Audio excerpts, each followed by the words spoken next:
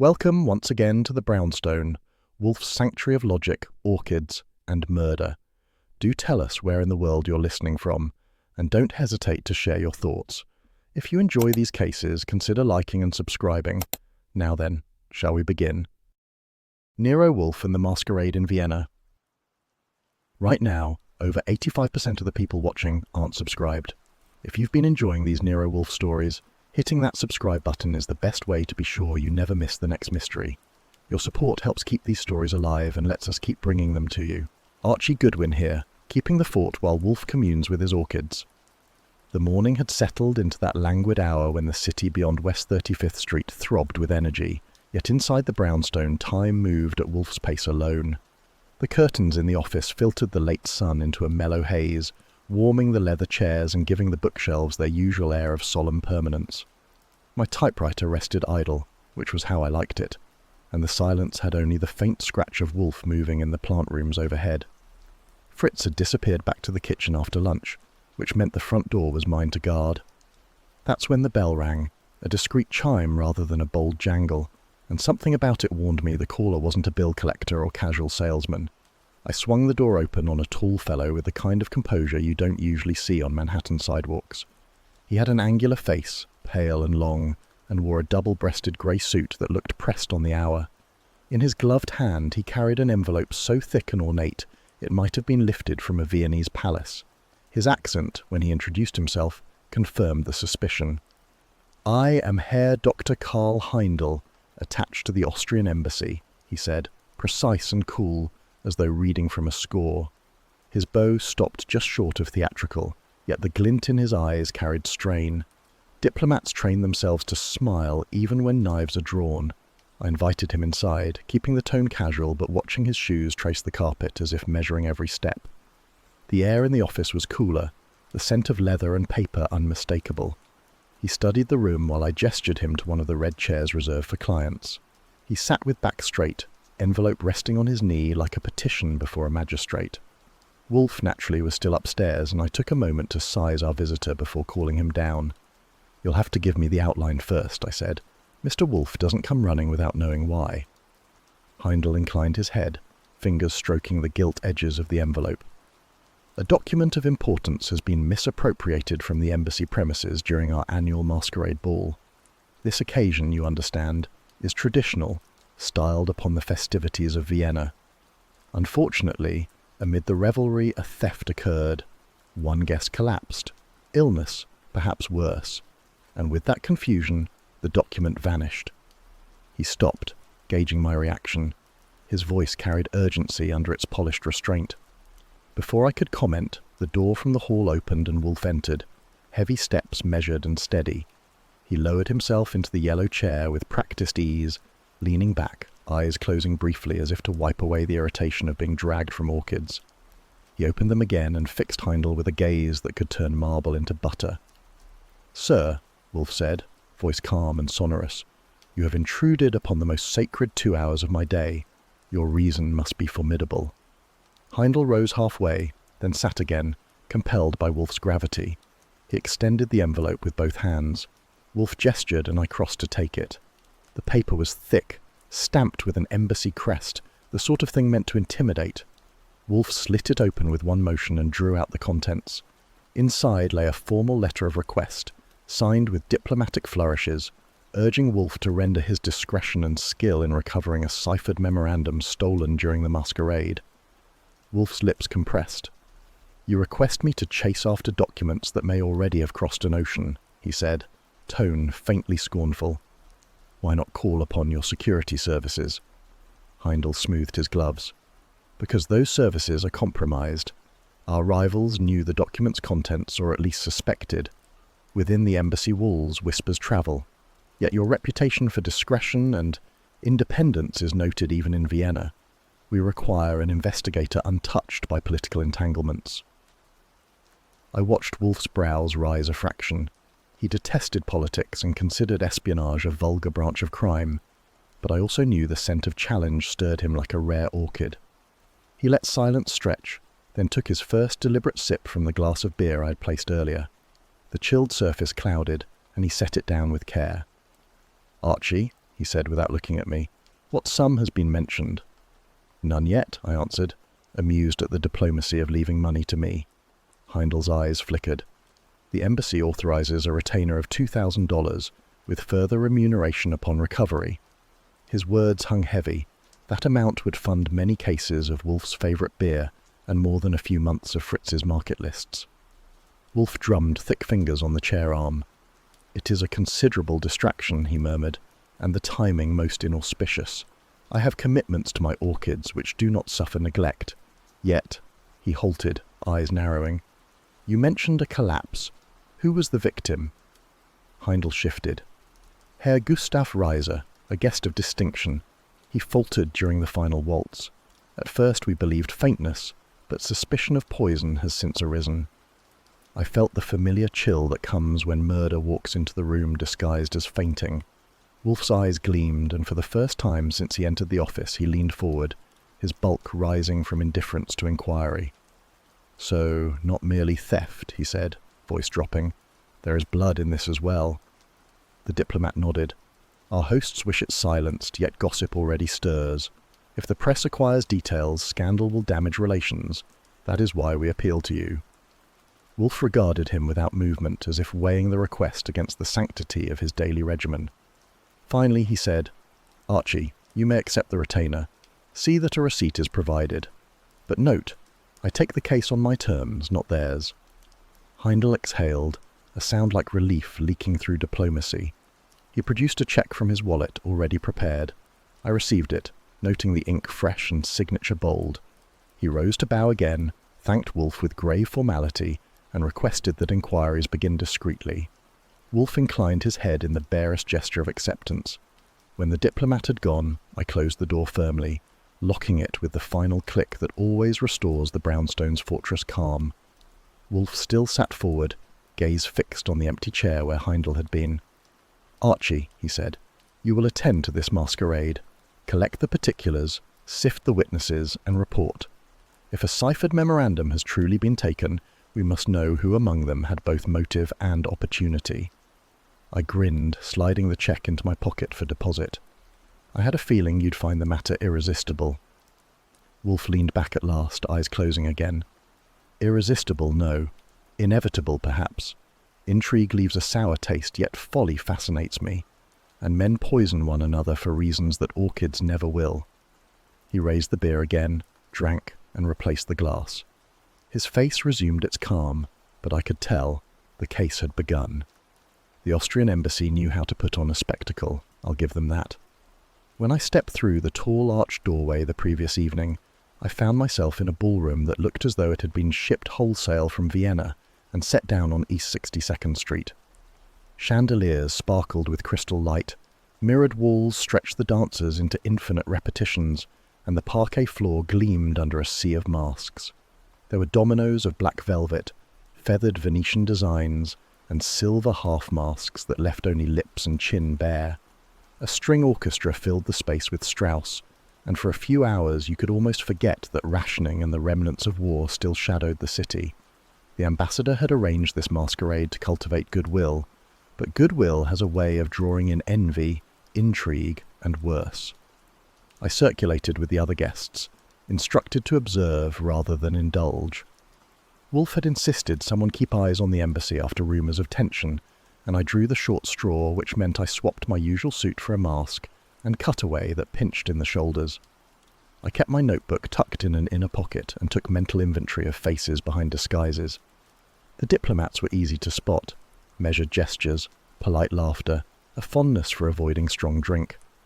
The society patrons were harder, fluttering about with champagne flutes, gossip trailing like perfume. It was near midnight when the orchestra struck the familiar strains of the Blue Danube, and couples surged forward to glide across the floor. The masks swirled, fabric rustled, and jewels caught the light in rhythmic arcs. Then came the break. A man faltered near the centre, stiffening as though struck from within. He staggered, reached for his partner, and collapsed on the parquet.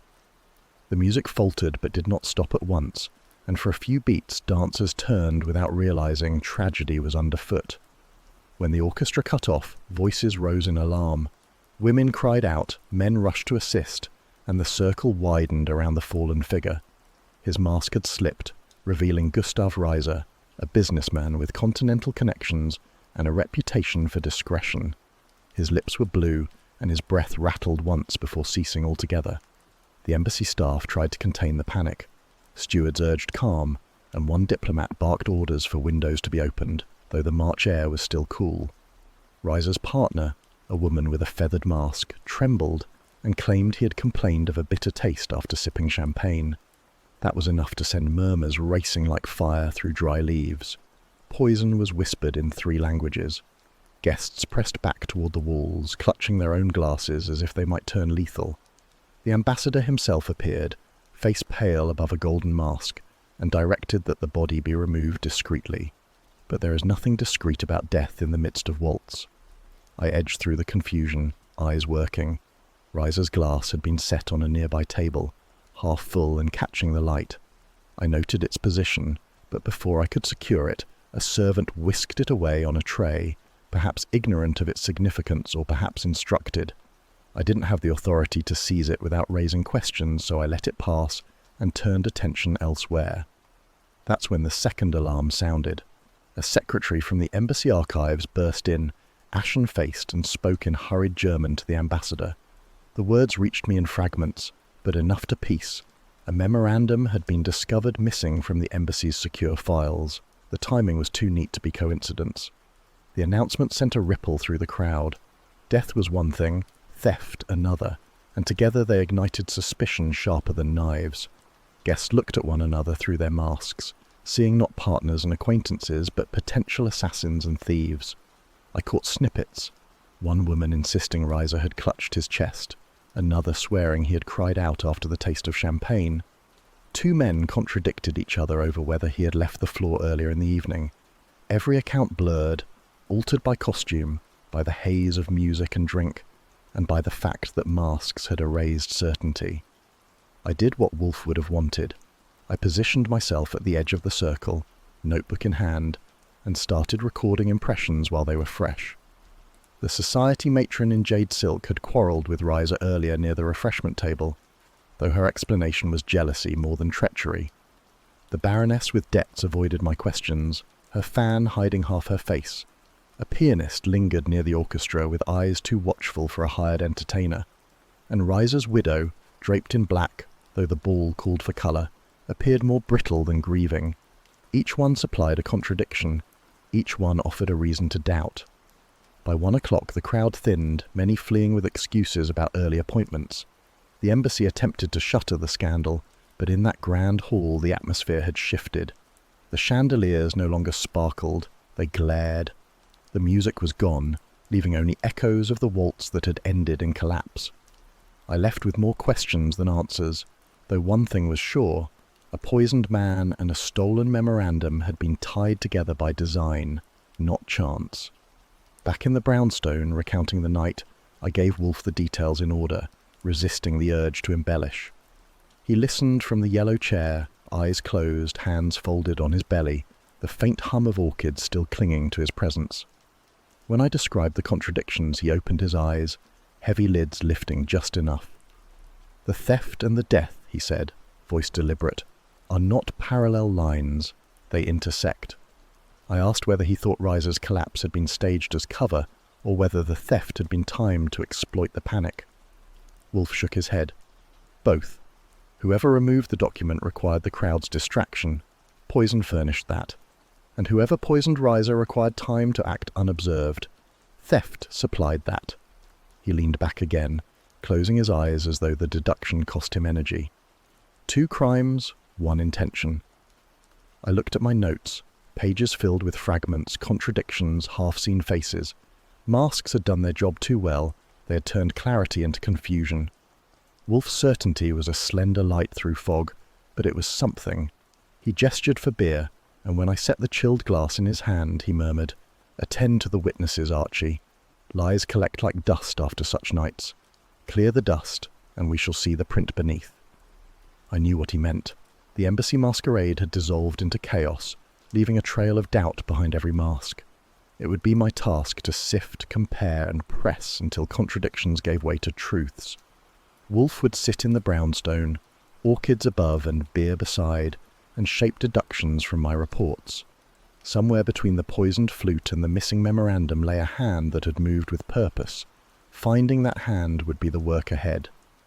The morning after the masquerade, I was back at my desk in Wolfe's office, sorting the notes I had scribbled between champagne flutes and collapsing diplomats. Wolfe sat across the room in his yellow chair, large and immovable, one hand resting on the arm and the other on the stem of a chilled glass of beer. The orchids had received his attentions earlier, so now the rest of us could have him. The stillness in the room was broken only by the faint hum of traffic filtering through the window glass. I'd just started to type up a list of witnesses when the front bell clanged in a way that announced not a client but a storm. Fritz did not stir from the kitchen, which left the door to me. I opened it to find Inspector Kramer filling the doorway like a man built to block traffic. His hat was low, his shoulders broad, and he chewed his cigar with a determination that suggested the cigar had done him personal injury. He pushed past me without ceremony, the smell of tobacco trailing him, though he had the decency to keep the cigar unlit. His coat swung with the motion, scattering the quiet. He didn't ask for admittance. He claimed it.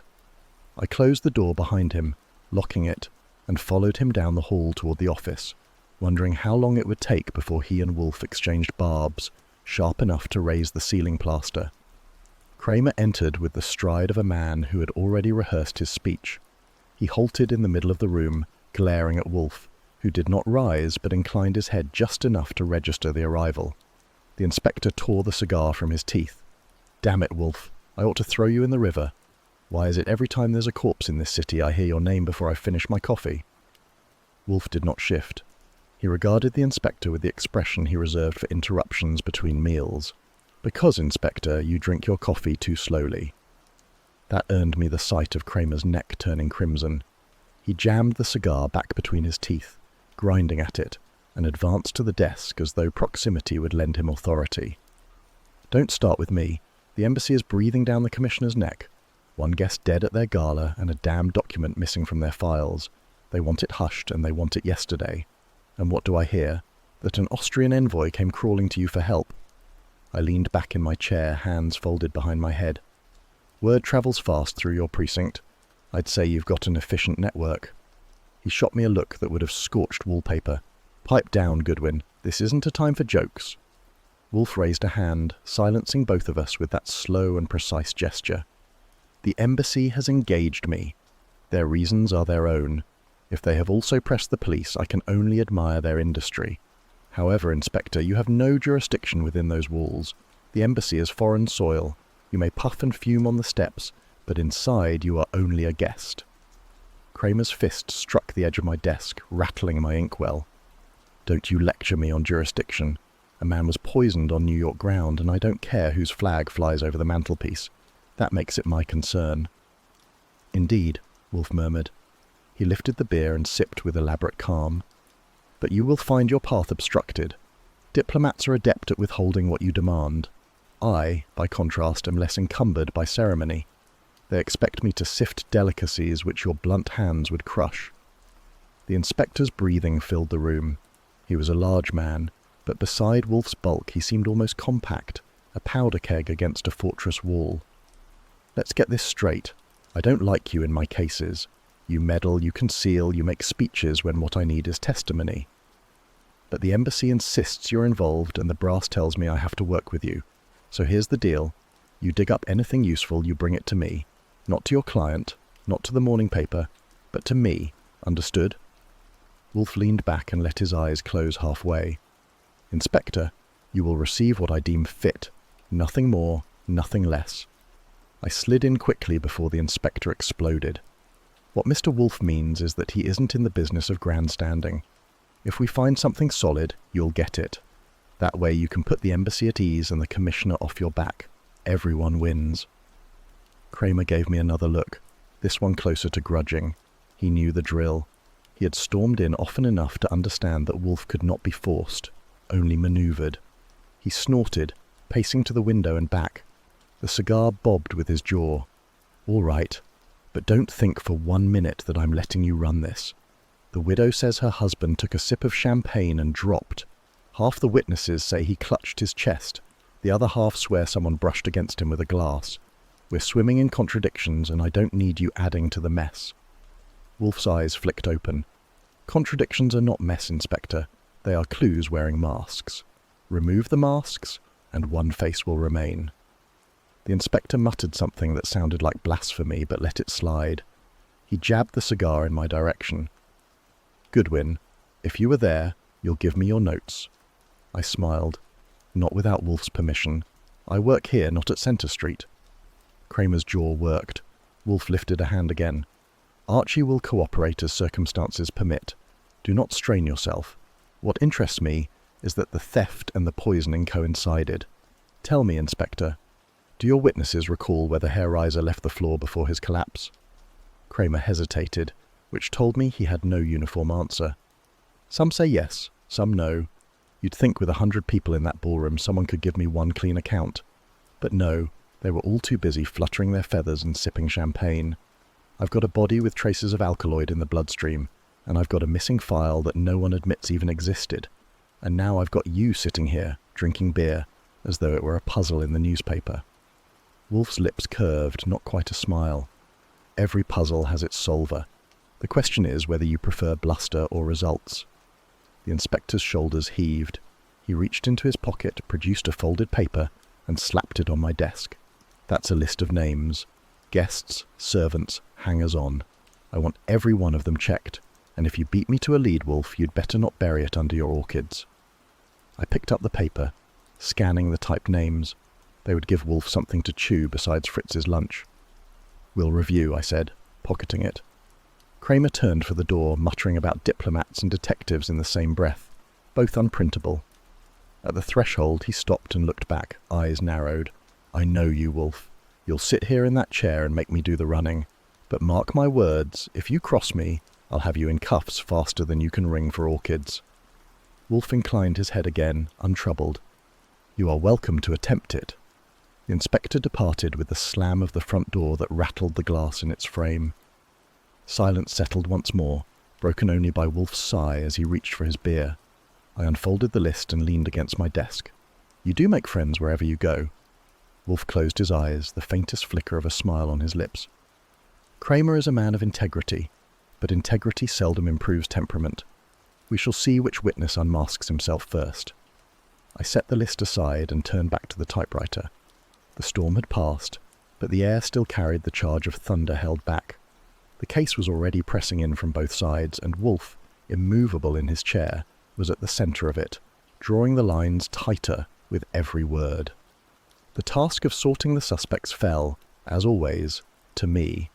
Wolfe never left the brownstone, and Fritz never left the kitchen, which left Archie Goodwin to pound pavements, scribble notes, and make sense of faces behind masks. By the time I returned from a day of interviews, the office lights were on, the air was thick with the scent of leather bindings, and Wolfe was settled in his yellow chair like a general awaiting dispatches from the front. A glass of beer stood within reach, the chill misting the surface. He raised his eyes only far enough to acknowledge my presence. Well, Archie, he said, as though the word itself should draw the full dossier out of me. I laid 4 folders across the desk, neat enough to pass muster in a court. Each carried a name and a set of impressions that didn't quite add up. The masquerade had masks, Wolfe, but the people underneath were no less disguised. I've got a baroness, a magnate, a pianist, and a society matron, and every one of them gives me a reason to doubt. He waved a hand like a man brushing away a fly. Proceed. I opened the first folder. Baroness Elsa von Hohenberg. Widow, mid-40s, European title that's as threadbare as her finances. She's been seen at clubs from Park Avenue to the Village, playing baccarat with the determination of a drowning woman clinging to driftwood. Her debts are written up at Delancey pawnshops and whispered in lounges where markers change hands like cigarette lighters. She attended the ball in emerald satin, masked, of course, but witnesses remember her fans snapping open with each flutter of nerves. She claims she left before the fatal waltz, but a steward swears he saw her at the refreshment table afterward. Contradiction 1. Wolfe grunted, eyes half closed, fingers drumming the chair arm. Debts compel rash acts, but theft of a memorandum? That requires more than desperation. What of the poison? She says she didn't go near Reiser. Others say she quarrelled with him about money. Nothing nailed down yet. I move to the second folder. Shipping magnate name of Clarence Brodie. Owns half a fleet on paper, though rumours put him knee-deep in black market cargo that slips from Europe into New York without customs catching the scent. He was masked in silver, easy enough to remember because he towered above the crowd. His dance partner says he stepped away from the floor just before Reiser's collapse, and another guest insists he slipped through a side door near the archives.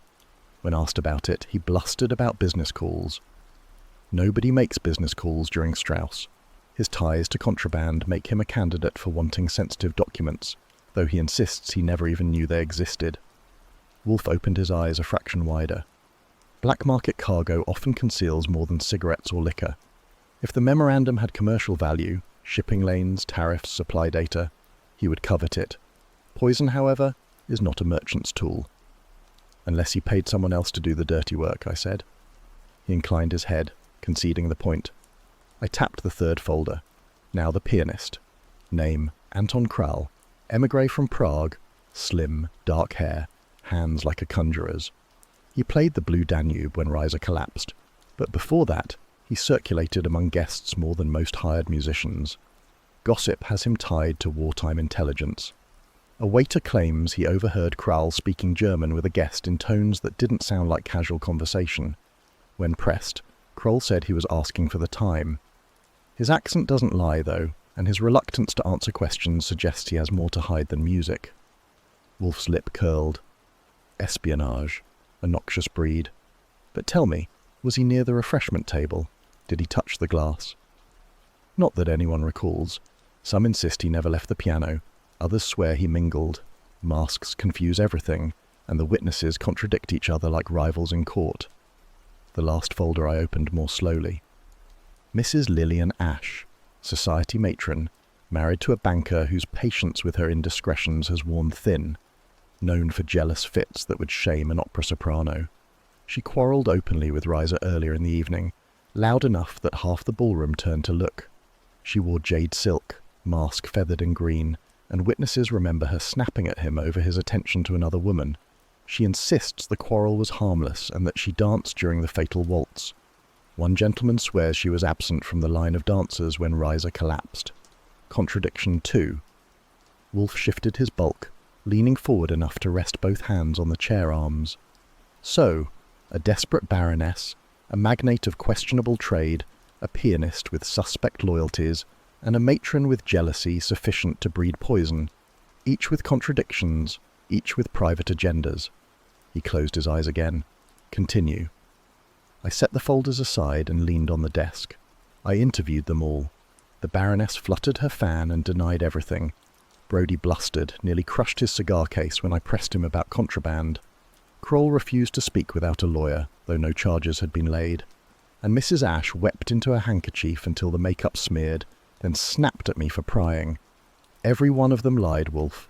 The trick is finding whose lie connects to both the poison and the missing document. He picked up his glass and drank, the amber liquid sliding down in silence. When he set it back, he said, "Theft without murder is one crime. Murder without theft is another.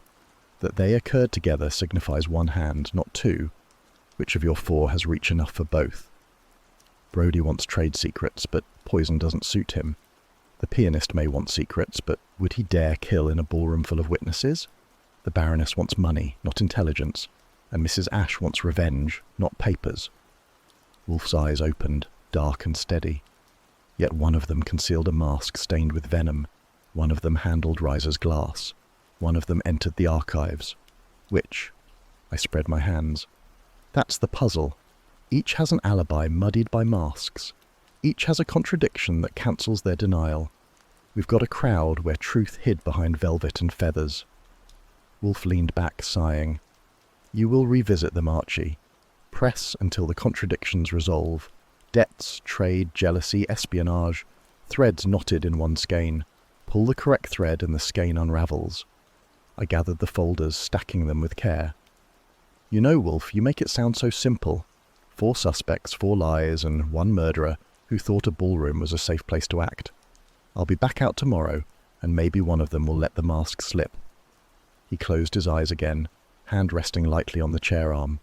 Do so. I shall wait. The office grew quiet, the lamplight soft against the books, the city noise faint through the curtains. The dossiers sat in my hand, heavy as lead though only paper. I knew the next step was to test each story, find the crack where truth leaked. Wolfe would sit, orchids above, beer beside, until I brought him the facts. And somewhere among the baroness, the magnate, the pianist, and the matron, the truth waited, masked still, but not forever. Fritz showed her into the office with the formality of a Swiss maitre d'. He did not linger. The door closed with the soft finality of manners drilled from birth. The woman who stood on the threshold of Wolfe's domain carried herself with an air that tried for poise but sagged under weight. Widowhood clung to her like a borrowed coat, heavy, ill-fitting, impossible to shrug away. Her veil was dark netting, cut too short to conceal the tremor of her lips. Gloves creaked as her hands clenched the handle of her purse. She hesitated before the red chair, then sat as if surrendering. Wolfe was already in the yellow chair, bulk filling it as though it had been built around him. His gaze travelled over her with the precision of a jeweller inspecting flaws. He allowed silence to lengthen until the faint hum of traffic outside seemed louder than her breathing. When at last he spoke, his voice carried the weight of command wrapped in courtesy. "Madam, you are Mrs. Gustav Reiser." "Yes," she answered, her voice thin. "I thought, perhaps, it might be wise to come." Archie here had taken her coat and placed her purse beside the chair, though she kept one gloved hand pressed to it as though it held her heartbeat. I moved to my desk, pen poised. Wolfe inclined his head slightly, a judge acknowledging a plea. "You lost your husband during the embassy ball. The official version is illness. Unofficially, the word is poison. Why have you come to me?" She swallowed, fingers tightening. "Because I no longer know whom to trust.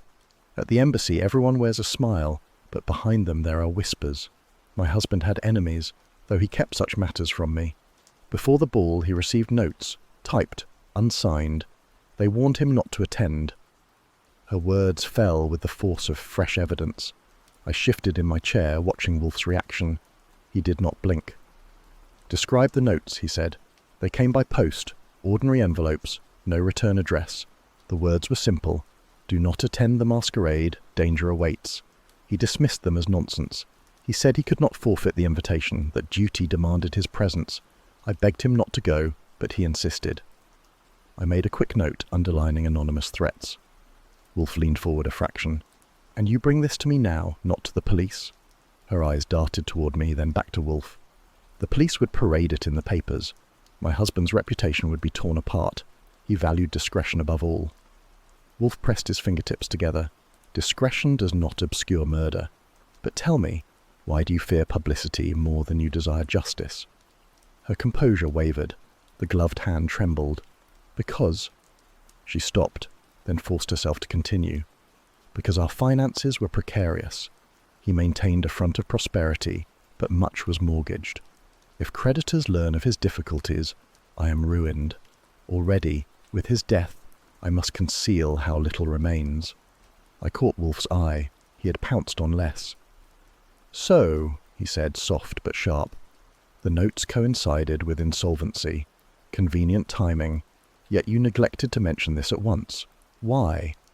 The widow's breath faltered. She looked down, veil brushing her cheek. "I thought it unimportant compared with his death." I leaned forward. "Unimportant? Money troubles can push people to desperate acts.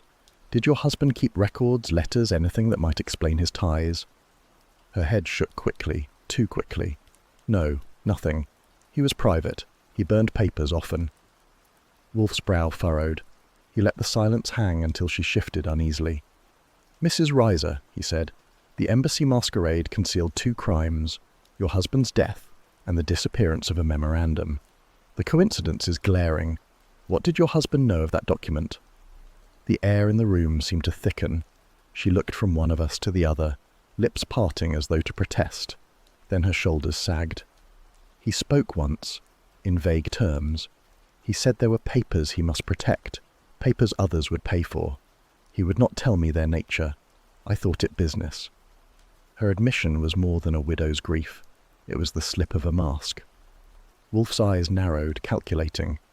So, he guarded documents of value, and now both he and they are gone. Remarkable coincidence. Her hands flew to her purse, clutching it tight. I don't know who would harm him. I only know he feared something, someone, yet refused to explain. If I seem evasive, it is because I was never told the truth. I studied her face, the tremor around the mouth, the darting eyes. She was concealing something more, and it wasn't only about money. Mrs. Reiser, I said evenly, anonymous notes, financial ruin, secret documents, those are not details a wife forgets. You're holding back. Her eyes flashed, a brief fire behind the veil. You presume too much, Mr. Goodwin. I have told you what I know. Wolfe's voice cut through, low and commanding. No, madam. You have told us what you wish us to know. That is not the same. He reached for his beer, drank, and set the glass down with deliberate finality. Your visit confirms that the threats were real and that your husband was entangled with documents worth killing for. You omit, however, the degree to which his finances, and yours, depended upon their possession. That omission is eloquent. Her face drained of colour. She rose abruptly, fumbling with her gloves. I came seeking advice, not accusation. If you mean to suggest I had part in this, you insult me. Wolfe did not stir. I suggest only that you take care, madam. Secrets rot when hidden. If you possess knowledge, reveal it soon, before it consumes you. I stepped forward, offering her coat. She accepted it with stiff dignity, though her hands shook as she buttoned it. At the door she paused, veil trembling with the movement of her breath. My husband was a good man. Whatever he guarded, it was not for selfish gain. Remember that. She left without another glance. The door closed, and the office settled back into its calm. Wolfe leaned back, eyes closed, hands folded over his middle. Archie, he said, her grief is genuine, her fear genuine, but her omissions more genuine still. She knows more of that memorandum than she dares confess. See what creditors press upon her. Somewhere in those accounts lies the shadow of her husband's dealings. I gathered my notes, the ink still wet. You think she's linked to the theft? He sighed, deep and weary. She is linked to the truth. Whether by knowledge, concealment, or complicity, I cannot yet say. But the seeds are planted. They will grow, and we shall see what blossoms. The lamplight glowed against the books, the faint clink of glass from Fritz's kitchen drifting in. I closed the folder on Mrs. Reiser's testimony, aware that what she had given us was not answers but riddles. Somewhere between her debts, the threats, and the vanished memorandum, her secret waited, heavy as the purse she carried, and just as closely guarded.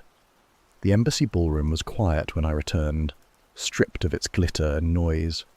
The chandeliers still hung with crystal, but the light they caught in mid-afternoon was pale and weary compared with the brilliance of the night before. Rows of chairs stood empty, the parquet floor dulled by footprints not yet polished away. Where last evening's waltz had swirled with perfume and laughter, there was only the faint smell of wax and the echo of my shoes across the boards. The piano, a black grand with curves like a polished schooner, still held its place near the orchestra's dais, its lid half closed as though exhausted. I moved toward it, notebook in hand, scanning the space where Gustav Reiser had collapsed. Nothing remained. No champagne glass, no trace of panic, only silence. Yet the piano caught my attention. Anton Kral had played it during the waltz, fingers flying while a man's life drained across the room. I leaned closer, tracing the scattered sheets of music. The top score was Strauss, marked with bold tempo lines. But tucked behind the stand, almost hidden against the polished wood, was a torn scrap. I pulled it free carefully. The paper was smaller than standard sheet music, the edges jagged as if ripped in haste. On it were notes, yes, but interlaced with symbols that had no business on a staff, tiny circles, slashes and dots hovering where rest should be. To most, it would look like careless scribbles. To me, it smelled like something meant to be hidden. I slid it into my notebook, shut the cover, and glanced around. No steward or secretary lingered. The ballroom was mine. Back on the street, the March air carried a bite. I flagged a cab and rode downtown to a discreet address, a narrow office above a tailor's shop where Saul Panzer had his bolt hole. Panzer opened the door himself, lean and expressionless, his eyes sharp as razors. I handed him the folded scrap without ceremony. "Tell me if this looks like a tune or a code." He studied it under the lamp, adjusting his spectacles. His fingers traced the odd marks. "Not a tune," he said. "Cipher, almost certainly. See here, the placement of dots relative to the bars. That's substitution. Wartime, I saw cables marked like this. Someone overlaid music with code. It hides in plain sight." I leaned against the desk. "So this wasn't dropped by accident?" "No," Saul said evenly. "Someone intended to conceal a message within the music. This scrap could be part of a larger score. Without the key, I can't decode it. But I'd wager it relates to intelligence. Too precise to be doodling." That was enough to put weight behind Wolfe's suspicions. I thanked Saul, pocketed the paper, and rode back to the brownstone. The late sun stretched long shadows across West 35th Street. Inside, the air carried Fritz's preparation for dinner, garlic mingling with the warmth of roasting meat. I headed straight to the office where Wolfe sat already in his yellow chair, hands folded, orchids above him receiving the silence they deserved. I placed the scrap on his desk. "Found this behind the piano at the embassy. Saul says it's code, wartime style." Wolfe lifted it with thick fingers, spreading it flat. He adjusted his glasses, scanning slowly. His lips tightened. Kral's piano. Looks like it, but he wasn't the only one near it. Servants, guests, half the orchestra passed that way. Wolfe ignored my attempt at moderation. He tapped a symbol with his forefinger. "This is not amateur work. Whoever used this concealed intelligence within a score, then tore it away to transport. The document we are tasked to recover is not trivial correspondence. It contained intelligence, Archie, military or diplomatic." I dropped into my chair. "So we've shifted from champagne poisonings to cloak and dagger. That's swell. Means every guest with a foreign accent is a suspect, and half the orchestra too." His eyes snapped toward me. "Do not indulge in flippancy. Murder alone is a crime of passion or profit. Theft alone is a crime of greed. But when both coincide with code, it is conspiracy." He lifted his glass of beer and drank deliberately. "Our investigation is not confined to jealous matrons or bankrupt baronesses. We are entangled in espionage." I watched him set the glass down, his expression solemn. "And the poison?" I asked. "The poison created opportunity. In the moment of collapse, attention diverted. Panic provided cover for the removal of both document and cipher. One crime cloaked the other." I flipped open my notebook. Then the suspect's shift. Brodie's black market ventures might tie him to smuggling secrets. The pianist, with his Czech background, may be more than a musician. And the widow, she admitted Reiser-guarded papers. If this scrap connects to those, then she knew more than she confessed. Wolfe closed his eyes, hands resting on his belly. "Precisely. We must chart which of them had reason both to secure intelligence and to silence Reiser. The cipher narrows our field. Only those who could interpret it would risk exposure." I studied the scrap again. The marks seemed harmless on their own, yet with Panzer's verdict and Wolfe's deduction, they turned into a keyhole into another world. "So, we're not chasing a family quarrel, we're chasing a leak big enough to stir embassies." "Correct," Wolfe said.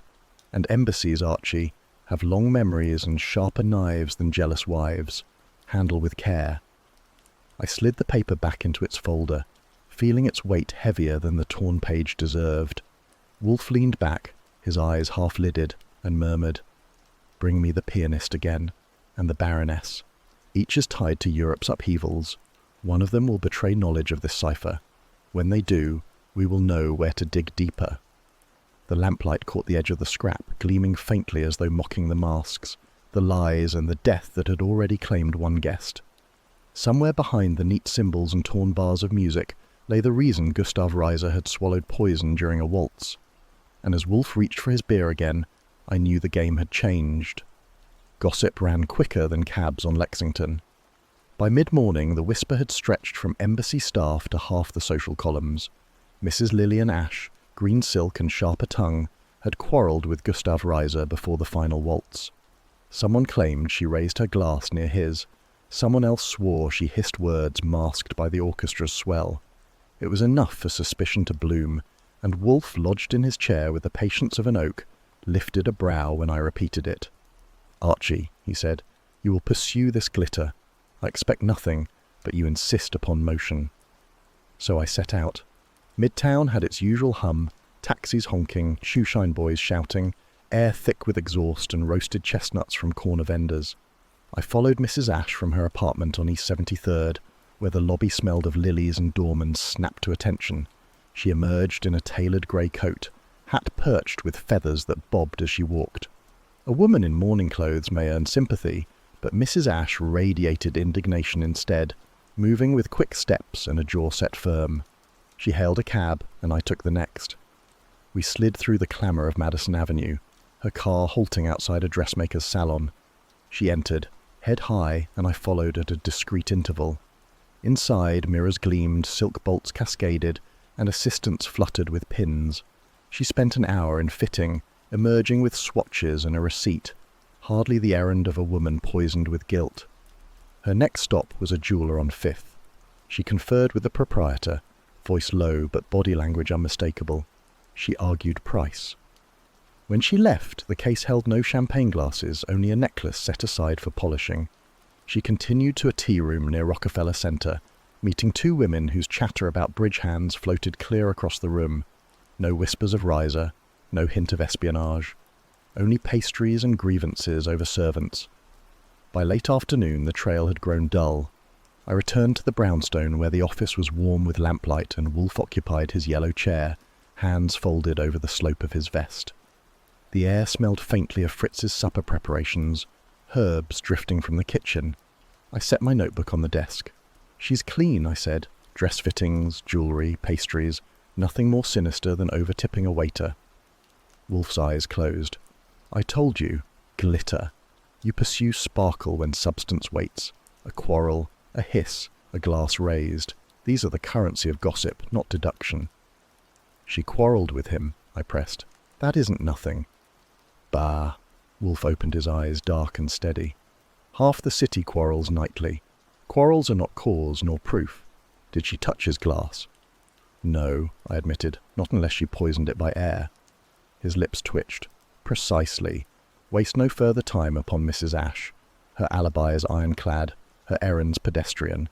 Jealousy makes fine theatre, but not espionage." I leaned back, conceding. "So, we strike her from the list." Wolfe lifted his glass of beer, condensation fogging the stem. "Not struck. Set aside. A mask can conceal innocence as easily as guilt. But for now, Archie, direct your energy towards substance. Debts that demand coin, codes that conceal messages, and men who profit by shadows. Leave the matron to her dressmaker." I watched him drink, calm and absolute, and knew the lesson. Appearances mislead, and the masquerade had not ended with the music. The tip came from a pawnbroker on 3rd Avenue, who had an eye for jewellery and a mouth that opened when greased with a $10 bill. He remembered the woman clearly. Tall, imperious, foreign accent, veil pulled low, but not low enough to hide the set of her chin. She carried a velvet case, opened it on his counter, and placed heirlooms that spoke of old Europe. Brooches, rings, a locket engraved with an ancestral crest. He appraised them briskly, offered a figure, and she signed with a trembling hand. The date and hour stamped on the pawn ticket told the story better than his memory. The morning after the ball, when most guests still nursed champagne headaches, Baroness Elsa von Hohenberg pawned the last remnants of her fortune. I took the ticket from him, pocketed it, and made my way to her address near Sutton Place. The building was genteel but fading, the lobby's marble cracked, the elevator slow as an undertaker's cart. She answered the door herself, draped in a silk robe that had seen better years, a cigarette case on the table behind her, though she did not light one. Her eyes widened when she saw me, then narrowed into calculation. "Mr. Goodwin, how diligent you are." "Call it a professional flaw," I said, stepping inside at her nod. The apartment was neat, the furnishings dignified but worn. A few portraits of ancestors hung on the walls, their eyes gazing down as though appalled at her circumstances. I took a chair while she remained standing, Her hands clasped too tightly. I held out the pawn ticket. "This has your name. Care to explain why you sold heirlooms the morning after a poisoned man fell at your feet?" Her breath caught, then escaped in a brittle laugh. "So it comes to that. Very well. I lost. I lost at cards until dawn, at a club where reputations go to die. The debts pressed, and I had nothing left but the jewels. If the papers learn it, I am finished. That is why I concealed it. It has nothing to do with poison, nothing to do with poor Riser." Her words tumbled in haste, and for once the haughty mask slipped. I studied her face. "You expect me to believe you risked scandal just to cover baccarat losses?" She sat at last, lowering herself onto the sofa with a sigh. "It is the truth, humiliating as it is. I am ruined, Mr. Goodwin, and I know it. But I am no murderess. I would not dirty my hands with poison." There was conviction in her tone, but fear too. I pressed. "Yet the timing is remarkable. While police scramble at the embassy, you are across town pawning history. What are the odds?" She flinched, eyes darting. "Coincidence. Nothing more. I had no choice. The creditors would have come." I left her with reassurances that her secret might remain so, and returned to the brownstone. The office was warm, lamplight glancing off polished wood, and Wolfe sat waiting with a glass of beer, the condensation sliding down its stem. I laid the pawn ticket before him. He studied it, then looked up at me. "So, she confesses to ruin." "Yes," I said. "Lost heavily at cards, pawned the last trinkets to cover herself. Ashamed, desperate, but no sign she slipped poison. If she had motive, it was money. Yet she insists murder is beyond her." Wolfe tapped the ticket with one finger. "Money often breeds desperation, but she is correct in part. Poison requires calculation. A woman in debt might embezzle, deceive, or betray, but murder demands intent beyond immediate relief." He leaned back, eyes closing. "Still, the ticket tells more than she intended. Note the hour. She pawned these jewels precisely when the embassy courier reported the memorandum missing." I frowned. "You think she went from pawnbroker to courier route?" "Not necessarily, but proximity in time and place cannot be ignored. Pawnshops cluster near the route. She was within reach. Whether she acted or whether she served as cover for another, we cannot yet say, but the coincidence is too sharp." I flipped open my notebook. "So she lied by omission. Debts explain the jewels, but not her presence near the embassy at the critical moment." "Precisely," Wolfe murmured. "Every omission is eloquent. She admitted to what she thought damning, to conceal what might condemn. The distinction is important." I leaned back, studying him. "So, we keep her on the list." "She remains squarely upon it," Wolfe said, lifting the glass of beer and draining half. "Not for poisoning Riser, for her position in the theft. A baroness ruined, pawning jewels in daylight, brushing the path of a courier. Such timing knots itself into the larger pattern." The office settled into silence. Fritz's movements sounded faint from the kitchen, a clink of pans, a soft rustle of herbs. I looked at the pawn ticket once more, the neat inked hour stark against its cheap paper. A scrap of proof, flimsy yet solid, tying a desperate woman to a disappearance greater than her debts. Wolfe set the glass down, his voice low. "You see, Archie, this case is not of masks and quarrels alone. It is of roots, of timings, of hands that reach while eyes are distracted. The Baroness fears exposure of debt. She should fear exposure of proximity." I nodded, closing the notebook. "Another thread," I said. "Another thread," Wolfe echoed, eyes shutting again. "And threads, Archie, when gathered, make a rope." The afternoon crowd on Lexington moved with its usual hurry. Clerks in coats too thin for march, shopgirls with parcels tucked under their arms, cabs darting like yellow fish through the stream. I'd left the pawnbroker with Wolfe's latest scrap of evidence and was heading back toward the brownstone when I noticed a shadow trailing mine. The man kept half a block back, never closing the distance but never dropping away either. Hat brim pulled low, shoulders hunched. He could have been 100 New Yorkers avoiding the wind, but he stayed with me through 3 turns and a stop for traffic. I slowed to light a match, then quickened my pace. He matched both. By the time I hit 35th Street, the air around me had sharpened with the kind of tension that doesn't come from weather. The brownstone stood ahead, its windows steady in lamplight, Fritz's kingdom safe behind the curtains. I was halfway across the street when the roar came. Tires squealed, an engine gunned, and a dark sedan shot from the curb as if released by a spring. Headlamps flared, blinding. I leapt sideways, felt the rush of metal graze my coat, then the crack of my shoulder against pavement. The car thundered past, swerving just enough to avoid the hydrant at the corner, then vanished into the traffic flow without so much as a license plate to remember. I pushed up, bruises blooming, knees raw, the taste of grit in my mouth. My follower was gone, melted into the commotion like smoke. I got to my feet, straightened my hat, and limped the last yards to the door. The lock clicked behind me, and the calm of the house folded around the ache in my bones.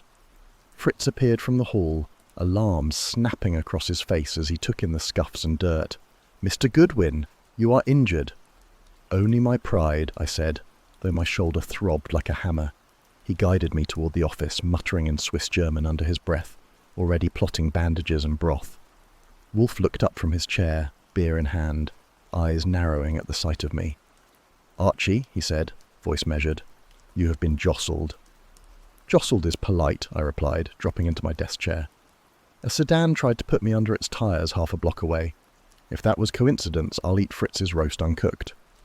Wolfe's brows drew together. He lifted his glass, drank and set it down carefully. "Confirmation, then. Your inquiries trouble someone. They would not expend such effort otherwise." Fritz returned with a towel and pressed it to my shoulder, fussing with the care of a surgeon and the authority of a man who ran Wolfe's kitchen like a kingdom. "You will sit still, Mr. Goodwin. Dinner will help restore strength." I let him prod while Wolfe resumed his calm. "So," Wolfe said, "we now know our adversary grows restless.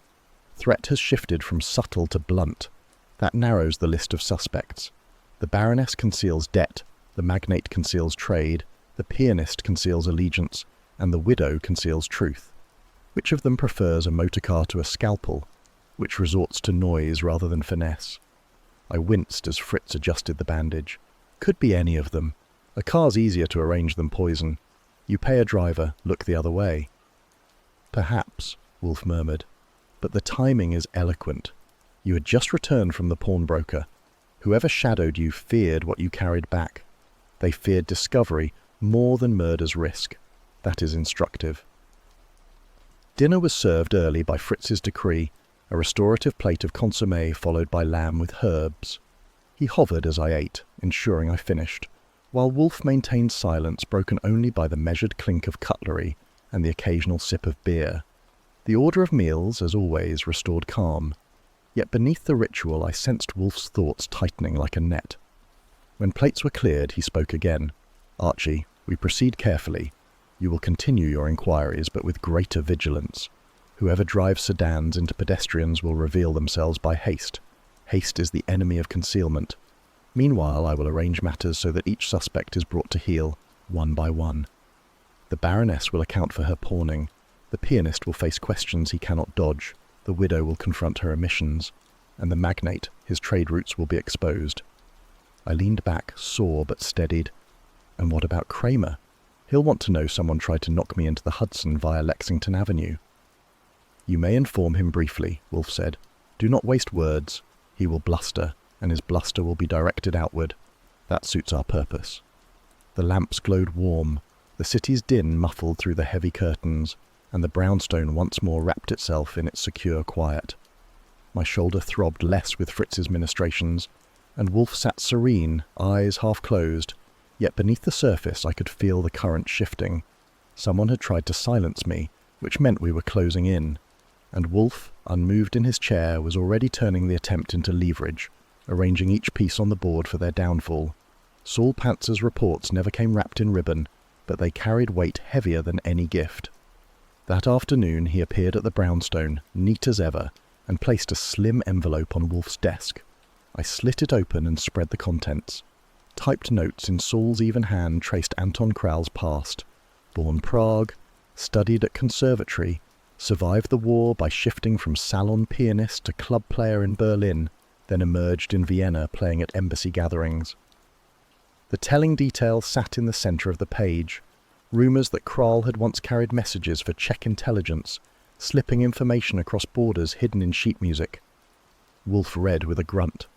So, our pianist has plied both keys and codes. That is instructive. I pocketed the report. Instructive enough to press him. If he's smuggling notes between clefs, he might know who stole the memorandum. Wolfe's eyes narrowed. Go then. But do not assume guilt simply because the world suspects spies of spying. Appearances mislead, as you should know. I found Kral at a boarding house on East 47th, the kind of place that catered to immigrants with ambitions larger than their purses. The wallpaper curled, the hall smelled of cabbage, and a single bulb lit the stairwell with more effort than success. He answered his door in shirt sleeves, eyes guarded. His fingers, long and delicate, tapped the jamb as though he still played scales. Kral, I said, stepping inside without invitation, your past is getting attention. People say you carried more than music through the war. He stiffened, shutting the door with deliberate care. I do not answer questions from private detectives. You'll answer mine, I said. Wolfe doesn't waste time unless there's substance. You were at the piano when Riser dropped. You mingled with guests before. And now I find scraps of coded notes tucked near your stand. What were you playing at besides Strauss? His face hardened. I invoke my immunity. I'm engaged by the embassy. You have no jurisdiction. That may keep you out of Kramer's cell for a night, I said, but not from Wolfe's attention. You think hiding behind diplomatic skirts makes you untouchable? Poison doesn't care about treaties. He turned away, pacing to the window. You think I killed Riser. You are mistaken, but I will not speak. It is safer. Safer for whom? I asked. He didn't answer, only drew the curtain and stared at the street below. His silence thickened until I left, knowing I would get nothing more. The man radiated fear, not guilt, but fear often smells the same. By evening, the brownstone office glowed with lamplight. Wolfe listened as I recounted the encounter. He sat back, lips compressed. He invoked immunity, a refuge for the guilty but also for the terrified. Your impression? He's hiding, but not from us. Something's leaning on him, hard. Wolfe nodded slowly. Then wait. Pressure reveals shape. We did not have to wait long. Near midnight, Kramer called, his voice raw as sandpaper. Goodwin, get this straight. Your pianist, Kral, he's no longer dodging questions. We found him trussed like a Sunday roast in a boarding house room, gagged and half-conscious. Whoever did it worked fast and left no calling card. I told Wolfe. His expression did not change, but his voice carried weight. So, our supposed culprit becomes victim. That is eloquent. The next morning I went to the precinct. Kral lay in a cell cot, recovering, lips swollen where the gag had bitten. He would not speak even then, shaking his head, refusing every question. The police grumbled, frustrated, but Wolfe only sent word. Leave him. Silence is protection. Back in the office, Wolfe leaned forward. Archie, remember this. Culprits rarely bind themselves and await discovery. Whoever silenced him feared disclosure. He is pawn, not player. I frowned. Then why the cipher near his piano? Because pawns carry pieces, Wolfe said, not because they choose the game. Someone used him. When risk grew, they discarded him like a broken string. Fritz entered then with the evening tray, fussing over placement of plates. The clink of porcelain seemed out of place against Wolfe's tone. Mark it well, Wolfe said. Kral is no longer suspect but signpost. His silence clears one path even as it clouds another. We must not mistake victims for culprits. I looked at the stack of folders on my desk, each name underlined, each motive tangled. Another mask stripped away, another red herring tossed back into the sea. The masquerade still whirled, but one dancer had stumbled out, not murderer, but target. Wolfe leaned back, eyes closing as though he could already see the pattern beneath the chaos, while I sharpened pencils for another round. Somewhere among the lies, the hand that poisoned Riser and stole the memorandum still moved unseen. She arrived in the late afternoon, the light outside already losing its edge to the encroaching dusk. The front bell's chime carried down the hall with that clipped, nervous insistence of callers who regret the visit even as they make it. Fritz met her, ushered her into the office without a word, and retreated to the kitchen. She stepped across the threshold with the air of one walking into judgment. Widowhood had not softened her features. Rather, it had sharpened them. Her veil, black as ever, clung tightly to her cheeks. She took the red chair with a stiffness that betrayed more than grief. Wolfe was in his yellow chair, monumental, one hand resting on the arm, the other curled around the stem of a glass of beer. His gaze was steady, his manner remote, and he let silence spool until she shifted beneath it. I had my notebook open at the desk, pencil poised. When Wolfe spoke at last, his tone was as even as the ticking of the clock. "Madam, we must revisit certain matters. Your first visit was illuminating in what you chose to omit. Tonight, you will omit less." Her gloved hands twisted in her lap. "I came because you requested it. I have nothing more to say." "You have much more," Wolfe said. "You told us your husband received anonymous threats. You told us of financial difficulties. Both were true, but incomplete. You did not tell us he was engaged in espionage." Her eyes flared behind the veil, then dropped. A flicker of hesitation, brief but damning, passed before she gathered herself. "I do not know what you mean." Wolfe leaned forward slightly, the great shoulders shifting. "Madam, you are intelligent enough to understand plain words. Your husband guarded a memorandum. He died when poison touched his lips. That memorandum vanished in the same hour. You knew of his entanglements. Deny it again and you insult my intelligence." Her composure fractured, voice breaking with a rush. Yes, I knew, but only in fragments. He told me enough to terrify me, never enough to let me act. He said he carried secrets that could ruin men, secrets hidden in papers he must deliver. He said enemies watched him. I thought his fear exaggerated, until the threats came. Then I knew. Wolfe's expression did not change. "And yet, you allowed him to attend the masquerade." "I begged him not to," she said quickly. "I pleaded, I cried.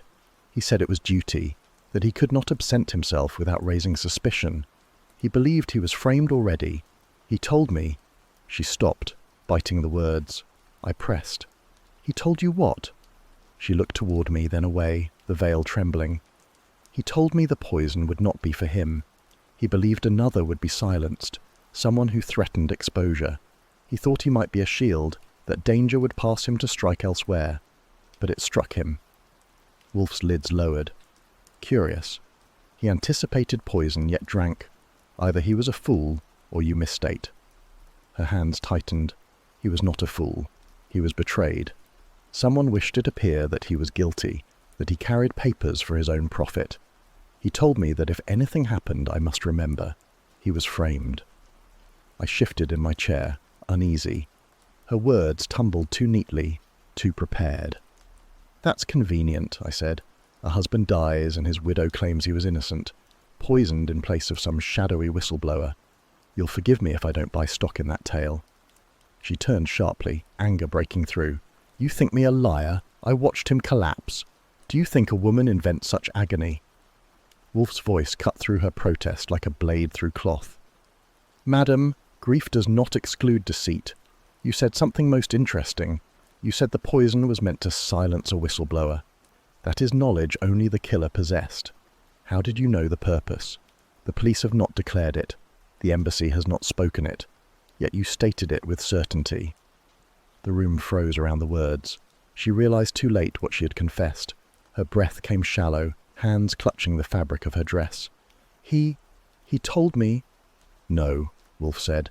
His voice was quiet, inexorable. "He told you of threats. He told you of duty. He did not tell you the specific intent of poison, for he did not know. You revealed knowledge you should not possess, unless, of course, you heard it from the hand that poured the glass." Her face drained of colour. She rose, then sank back, legs refusing to carry her. "You twist everything," she whispered. "I only repeated what he feared." Wolfe reclined once more, eyes shutting halfway. "Perhaps. Yet your words betray more than fear. They betray familiarity with design. That is most instructive."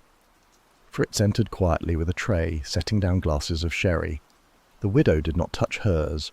I watched her hands tremble against the arm of the chair. She was cornered, and she knew it. Wolfe raised his glass, sipped and replaced it. "You may go, madam. You have said enough for now. Return home, guard your words. But remember this. Secrets, when pressed, yield poison of their own. If you withhold further truth, it will consume you faster than any cup of champagne." She stood, gathering her coat, veil hiding her eyes but not her fear. At the door she faltered, then turned. My husband did not betray his country. Whatever you believe, he was no traitor. Wolfe inclined his head slightly, as if noting the statement for later use. She left, footsteps echoing down the hall, the door closing softly behind her. The office settled into silence. I set down my pencil.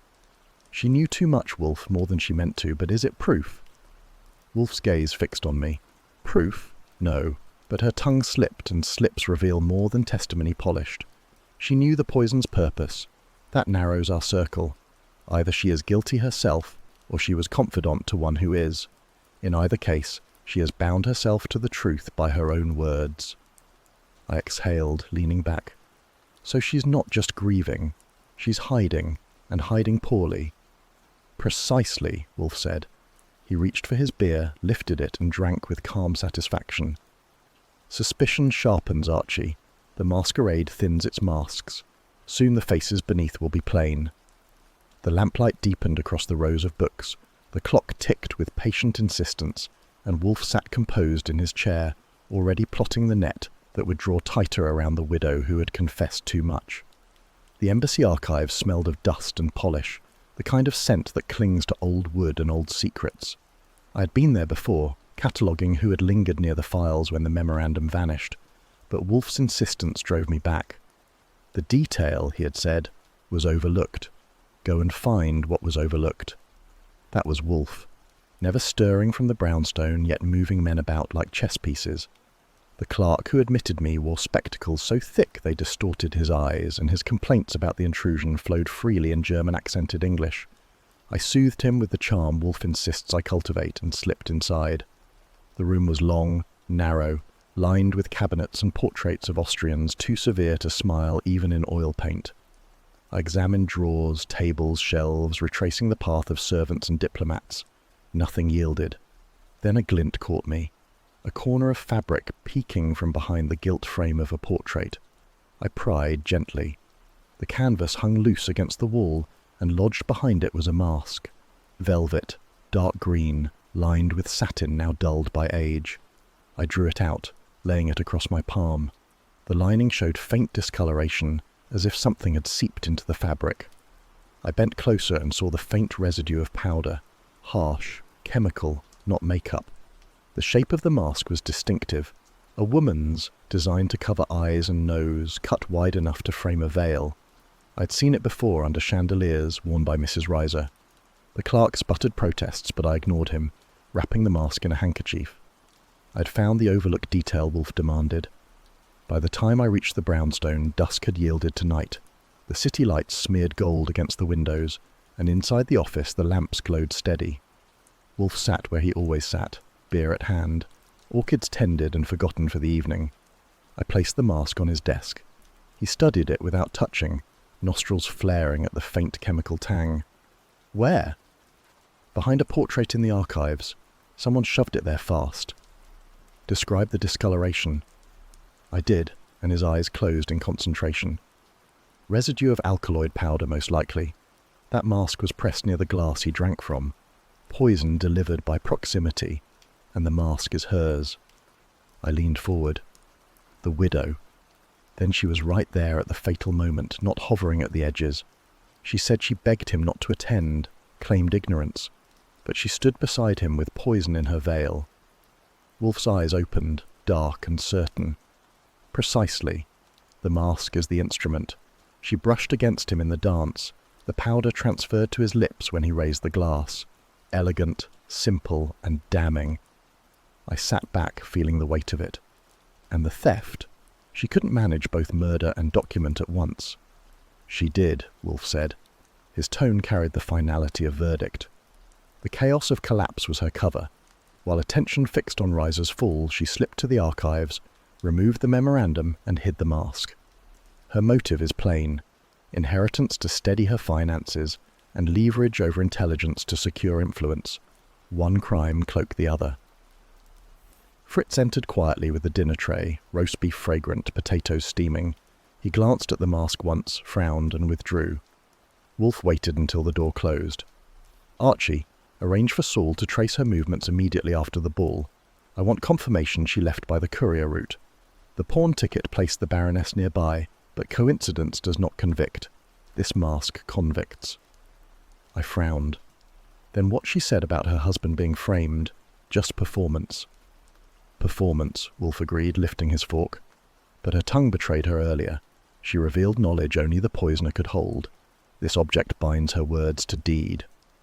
I watched him cut the roast with methodical precision. The man could dine as calmly with evidence of murder beside him as he could with orchids overhead. My bruised shoulder still ached from the sedan's attempt to flatten me, but Wolfe's certainty steadied the air. We had our twist, the masquerade's mask torn away to show the widow not as grieving victim, but as calculating conspirator. I closed my notebook, the mask's presence still pressing on the room. So, we draw the net tighter. Indeed, Wolfe said, raising his glass of beer, the amber liquid catching lamplight. The masquerade is over. The office was arranged as Wolfe decreed, each red chair set at a precise angle to his desk, the yellow chair dominating the centre like a throne. The lamplight threw long shadows across the bookshelves, and the quiet hum of the city beyond the curtains was a subdued counterpoint to the tension in the room. Fritz had admitted them in strict order, then withdrawn with the soundless step of a man used to the stagecraft of Wolfe's performances. By the time Inspector Kramer stamped in, face red with impatience, every suspect occupied a seat. The widow sat stiffly, veiled though the hour required no veil. The Baroness crossed her legs, a cigarette case closed firmly in her lap, though Wolfe's prohibition against smoke in the office had been made clear. The pianist, pale and still recovering from his ordeal, kept his eyes lowered. The others shifted uneasily, but all knew there was no leaving until Wolfe allowed it. Wolfe leaned back, his bulk commanding the space, fingertips pressed together. His gaze moved slowly from face to face, settling last on Kramer, who muttered under his breath but folded his arms and held his ground.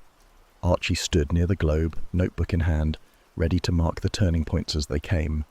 Wolfe cleared his throat, and silence fell as cleanly as if a conductor had lowered his baton. "Ladies and gentlemen," Wolfe began, his voice deep and deliberate, "you have all been patient. My gratitude is thin, but I shall spare you protraction. One among you poisoned Riser, and contrived also to misappropriate the memorandum. The two acts were not coincidental but coordinated." He let the words rest, heavy and immovable. "I shall dispose first of distractions, so we may then attend to the inevitable." His eyes moved to the pianist, whose hands twitched on his knees. "You, sir, your wartime associations with intelligence created suspicion. Your silence, your invocation of diplomatic privilege, made suspicion fertile. But you were yourself seized, bound, and gagged. That ordeal removed you from consideration. A corpse rarely gags himself." The pianist shifted uncomfortably but said nothing, relief flickering in his eyes. Wolfe dismissed him with a blink. Next, the Baroness. She pawned her jewels the morning after the ball. She feared discovery of her gambling losses, which explains her subterfuge. The timing of her errand placed her near the courier route, which tempted inference. Yet that errand was innocent of murder. It concerned only debts of her own creation, not her husband's poison. The Baroness gave a brittle laugh, quickly suppressed when Wolfe's eyes narrowed. "Finally, the cipher in the sheet music," Wolfe continued, his tone sharper now. "Ingenious, yes, but designed not by a murderer, merely a courier. The memorandum was hidden within staves and bars, yet its presence there does not explain Riser's collapse upon the floor." Wolfe gestured with one thick hand. "Thus we discard these diversions. They clutter, they do not clarify." Kramer shifted his weight, chair creaking under his bulk. "Get to it, Wolfe. You've got a room full of tired people." "I shall, Inspector," Wolfe said evenly. "But precision demands order. To omit a step is to court confusion." He turned his head toward the widow. "Madam, your turn has arrived." Her fingers gripped the veil's edge, knuckles white. She attempted composure, but Wolfe's gaze was relentless. "You insisted ignorance. You wept, you protested. You claimed your husband was framed. Yet in your distress you uttered knowledge only the poisoner could hold, the means of delivery." Archie felt the shift in the room. Chairs creaked, breaths tightened. The widow's eyes widened behind the veil, then narrowed with sudden defiance. "I knew because I saw," she said, voice sharp. "I knew because I lived with him. He trafficked with spies and he died for it. Do not mistake a wife's suffering for guilt." Wolfe leaned forward slightly, forearms on the chair's arms, voice deepening. "Not suffering, madam. Calculation. Archie found your mask in the archives, velvet-lined, stained with alkaloid residue. You brushed it against your husband's glass in the whirl of the dance. The powder touched his lips. He drank, and his pulse ceased. In the tumult, you removed the memorandum. You hid the mask, thinking the portrait a safe cover. The chaos you engineered concealed both crimes." The widow half rose, voice trembling. "You lie. Others wore masks. Others touched him." "No," Wolfe said flatly. "That mask was yours. Its design matched the one upon your face that evening. Your presence at his side is attested, and your motive is plain. You inherited his estate. You held the memorandum as leverage. Inheritance and influence combined by murder." The widow's breath came ragged, and her voice broke. "He deserved death," she whispered. Then louder, with bitterness boiling through. "He betrayed his country and he betrayed me. I saved what could be saved. The memorandum was not theft, it was preservation. Better in my hands than in his." Kramer surged to his feet, jaw tight. "That's enough. You're under arrest." The widow's veil slipped as she turned toward him, eyes glinting with rage and despair. "You think this justice? You have no idea what he plotted. I prevented worse." "Sit down," Kramer barked, gesturing to his men at the door. They stepped forward, cuffs ready. She did not resist as they clasped her wrists, only let out a laugh so hollow it chilled the room.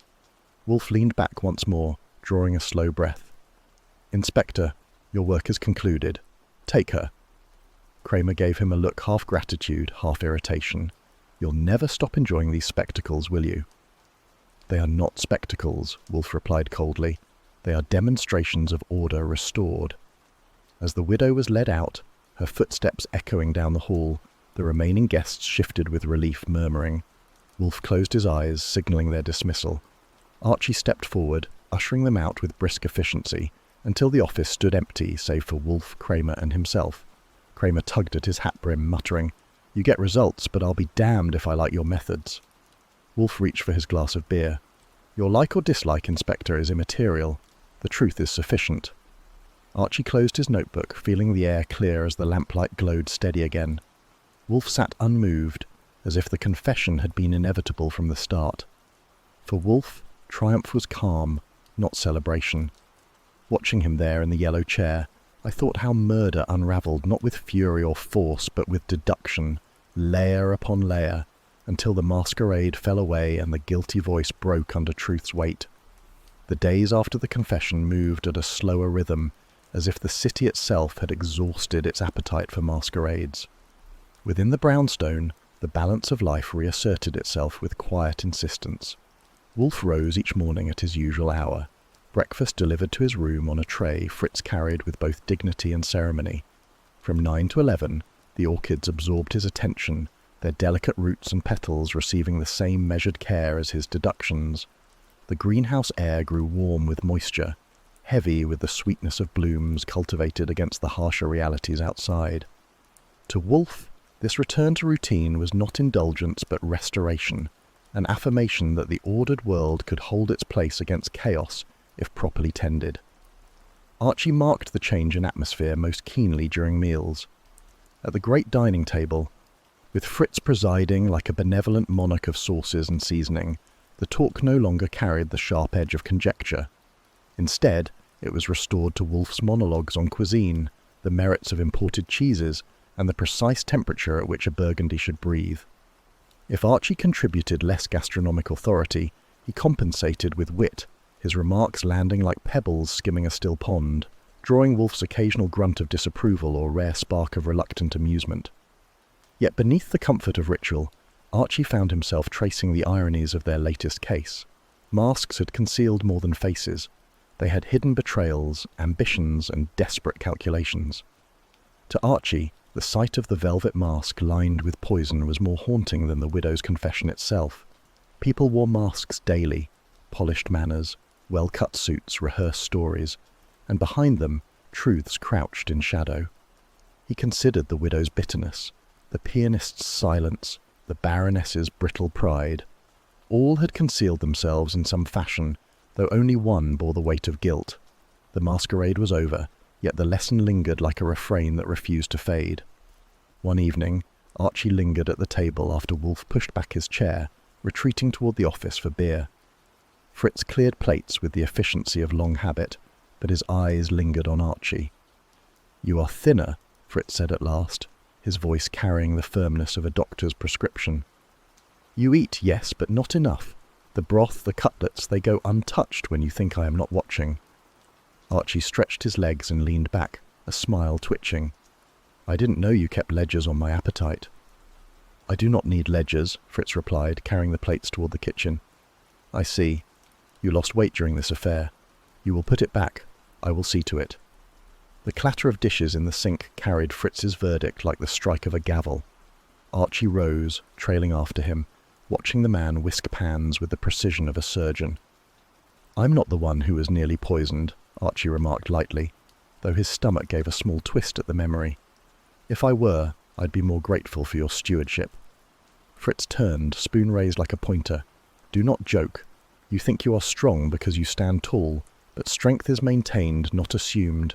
Eat more, Mr. Goodwin. Humour me, if not yourself." Archie lifted his hands in surrender, a grin tugging despite himself. "All right, Fritz. If it means another slice of your apple strudel, I'll take the prescription." When he returned to the office, Wolfe sat in his chair with a book open on his lap, the lamplight pooling around him. A tall glass of beer rested on the side table, half drained. He glanced up as Archie entered, marking him with the faintest flicker of interest. "Fritz scolds you?" Archie dropped into his own chair, tilting it back. "He does. Thinks I'm wasting away." "He is correct," Wolfe said. "You have been inattentive to sustenance. A man who neglects his body weakens his judgment." Archie raised a brow. "That a deduction or a lecture?" "A fact," Wolfe said, eyes returning to the page. "I tolerate your flippancy because you balance it with competence. Do not unbalance the scale." Archie let the words settle, not offended but reminded, as always, of Wolfe's unshakable conviction that order began in small matters. Meals at the proper hour, orchids at their proper tending, beer poured to its measured height. From these rituals, Wolfe derived the strength to dismantle deception, to pierce masquerades. It struck Archie then that Wolfe's insistence on order was not vanity but necessity. Without it, the world's disorder could consume even him. Later that night, when the lamps had been lowered and the office returned to shadow, Archie found himself on the stoop of the brownstone, gazing down the quiet street. The city murmured at a distance, its fog-wrapped buildings rising like dark sentinels. He thought of the widow, veiled no longer, now confined to a cell where masks were of no use. He thought of Kramer, satisfied yet sour, as though every confession extracted by Wolfe left a stone in his shoe, and he thought of Wolfe himself, steady as ever, as if human folly were a tide he had long accepted, standing unmoved against its wash. The next morning restored the cycle again. Wolfe appeared late at the dining table, his expression preoccupied, though the aroma of Fritz's omelette softened his severity. Archie unfolded the Times, scanning headlines, though his mind wandered. The masquerade's echoes had not yet faded, and he found himself weighing Wolfe's words from the night before. When breakfast concluded, Wolfe addressed him with measured gravity. "Archie, the matter is concluded, but the lesson must be retained. Masks are universal. We all wear them. Some conceal folly, some conceal malice. Our duty is to discern which is which. Remember that." Archie met his eyes, noting the weight behind the words. "You mean to say Viennese elegance doesn't excuse murder?" Wolfe allowed a grunt, his version of agreement. "Elegance is a veneer. Human folly seeps through any veneer, however polished. A ballroom, a masquerade, a foreign embassy, it changes nothing. Folly persists. Our work remains eternal." Archie leaned back, letting Wolfe's pronouncement hang in the air, both sombre and oddly comforting. It was Wolfe's gift to frame human failure not as tragedy alone, but as a constant that could be managed, dissected, perhaps even corrected in small measure. By afternoon, the brownstone had returned entirely to its rhythm. The greenhouse held Wolfe in its damp embrace while Archie typed reports with the steady rhythm of keys striking. Fritz hummed faintly in the kitchen, preparing another meal designed to restore strength. Kramer had not called again, and the silence was welcome. The city outside moved with its own energy, but inside the walls of the brownstone, order was not merely restored, it was reaffirmed. Archie paused in his typing, fingers hovering over the keys, reflecting on the irony. They had unravelled a masquerade of murder, stripped away layers of deception until truth stood bare. Yet in doing so, they had reinforced another kind of masquerade, the daily rituals of life in the brownstone, masks of order, shielding them from the world's chaos. Perhaps that, Archie thought, was the truest mask of all. The day closed as so many did. Wolfe in his chair, book resting on his lap, beer at his side. Archie with his notebook, half amusement, half admiration in his gaze. Fritz moving softly in the kitchen, the fragrance of supper drifting through the air. The masquerade was ended, the widow's confession secured, the clues aligned into their proper order. In the quiet of lamplight and the faint hum of the city beyond, the case lay finished. Order, precise and complete, had resumed its reign.